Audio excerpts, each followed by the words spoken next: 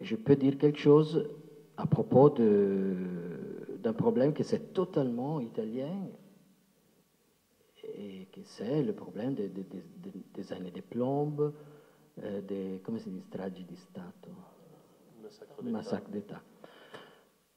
Là, il y a une, vous savez, c'est vraiment une chose qui m'a fait réfléchir beaucoup quand un ami écrivain qui a été parlementaire, qui a été député à la Camera, qui m'a dit qu'il y avait un numéro de téléphone en Italie, au ministère de l'Intérieur, où tu appelais, et il y avait quelqu'un qui répondait, qui disait Pronto stragi? Ça veut dire Allô massacre? Roberto, Et c'est. tu permets parce que c'est raconté au début du Sofri, cet Ah ben, épisode. tu vois, bon, alors voilà. Ça, c'était Gianfranco Bettin qui m'a raconté ça. Moi, je n'ai pas lu le livre de Sofri. Et donc, c'est quelque chose Je crois que, alors, pour un écrivain, même si nous, n'importe quelle histoire on va écrire, en effet, il faut toujours faire... il y a dans nous une énormité de mystères. Des mystères qui sont des mystères qui conditionnent la vie des gens, pas seulement le travail d'un écrivain, naturellement. Et je crois que j'admire beaucoup le courage de Giorgio, de Sylvia, de revenir non, avec, avec les romans, à raconter encore cette période-là. Nous, naturellement, on n'a pas de réponse. C'est évident que les écrivains, je crois que les écrivains ont le devoir de ne pas avoir de réponses, mais de poser des questions. Non? De poser des questions et de travailler sur la mémoire. Alors, l'Italie, mais c'est un peu partout comme ça, aujourd'hui a une mémoire très courte. Non? Nous, on a déjà presque oublié Ruby et le Bunga Bunga. On a déjà, oui. Et donc, nous, on est toujours là. Et tu as parlé des Pasolini, non, des Sciascia. Et en Italie, il y a toujours, je ne sais pas pour vous, mais presque chaque fois que je fais un débat, une rencontre, une présentation, il y a toujours quelqu'un qui dit oui, mais il n'y a pas un Pasolini aujourd'hui en Italie. Moi, je crois qu'il est plein de Pasolini en Italie. Et potentiel, je veux dire. Non, mais vous savez que Pasolini avait la possibilité d'écrire les choses qu'il a écrites qui sont énormes, parce que Scritti Corsari, c'est un livre que moi, je fais lire chaque année à mes étudiants à l'université, parce que c'est un livre qui est totalement actuel, non? Mais Pasolini a écrit ces choses-là dans la première page, sur la une du Corriere della Sera. Aujourd'hui, un écrivain, quand il est dans la une du Corriere della Sera, parle que cet été, on revient le bikini, ou plutôt, parce que c'est vraiment comme ça, non? C'est vraiment comme ça. Sauf Saviano et Sofri, mais c'est autre chose. C'est autre chose. Là, il y avait vraiment, il y avait les années de plomb, il y avait aussi un débat très fort, il y avait Pasolini qui travaillait à la télévision, qui faisait des reportages documentaires incroyables. Aujourd'hui, il n'y a absolument rien. Rien, il y a. Et donc, c'est compliqué, mais je trouve, bon, c'est compliqué, mais nous, on a notre livre, on a l'écriture de notre part et on fait ça.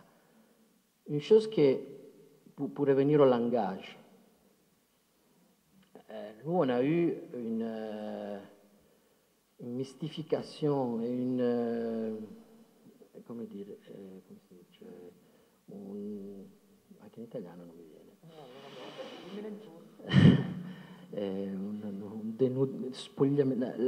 Una mistificazione e un abbruttimento delle parole. No, je demande à elle. Un abrutissement de mots. Une mystification, un abrutissement de mots. Vous pensez à la parole libertà, liberté, no? Le partito della libertà. Futuro e Libertà, Sinistra et Libertà, ils sont devenus des noms de partis, de mouvements, de n'importe quel, parce que c'est à gauche, à droite, au centre, voilà.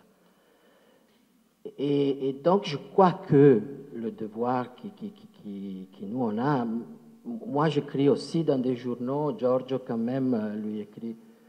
Et je crois que si on a vraiment un devoir, c'est de retourner à donner la juste signification aux mots.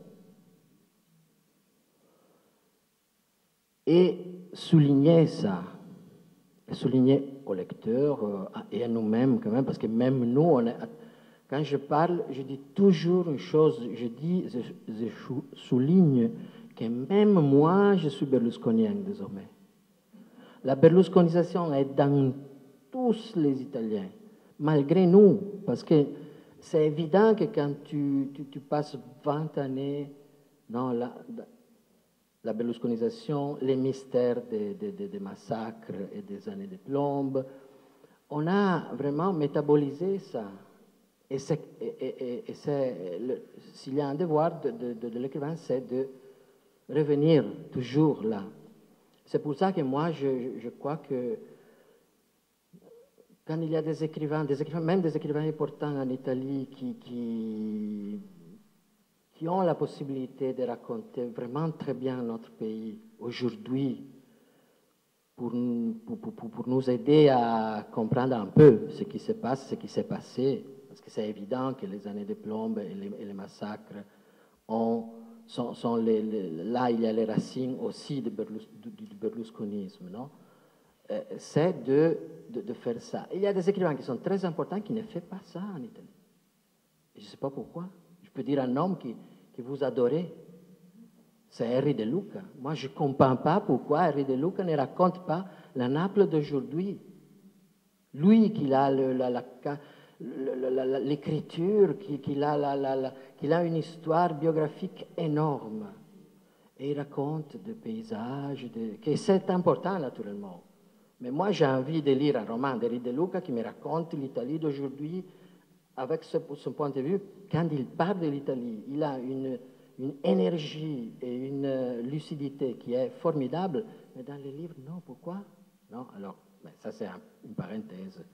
Voilà. Surtout parce qu'il vend beaucoup des exemplaires, moi non, alors c'est ça, la chose que... Mais pour finir, c'est très intéressant, il y a un politicien en Italie aujourd'hui qui est vraiment quelqu'un qui est un très très fort et qui a vraiment un peu changé, qui est un peu le protagoniste de ce qui s'est passé lundi passé en Italie. On peut discuter sur lui naturellement comme pour tous les politiciens, parce qu'il n'y a pas un politicien qui est clair et indiscutible. Mais Nichi Vendola, qui c'est le secrétaire du seul parti de gauche qui reste en Italie, et notre Besancenot, oui, un peu. Ben, la chose intéressante, c'est que lui, il parle toujours de revenir à une narration de la politique. Que l'homme politique, que le langage politique doit revenir à raconter la réalité et l'actualité. Et ça, c'est très intéressant. Lui, il souligne toujours ça. Et moi, je me suis posé la question après lundi, et je me suis dit, lui, il a raison, évidemment, parce que les gens ont besoin de narration, ont besoin de retourner à une signification vraie des mots. Il y a cette exigence, surtout parmi les jeunes. Il y avait une énormité de jeunes, finalement, qui ont participé à la vie politique des villes où il y a eu les grands résultats de lundi. Et donc, moi, j'aimerais bien qu'une fois, je ne sais pas, c'est jamais passé ça depuis des dizaines et dizaines d'années, qu'il y avait des hommes politiques qui finalement demandaient, même aux écrivains, de participer avec eux au changement qu'on qu'on a le droit de voir et le besoin de voir, non? Et ça, c'est vraiment un moment très intéressant, je crois, soit pour nous écrivains, soit pour la société italienne, naturellement.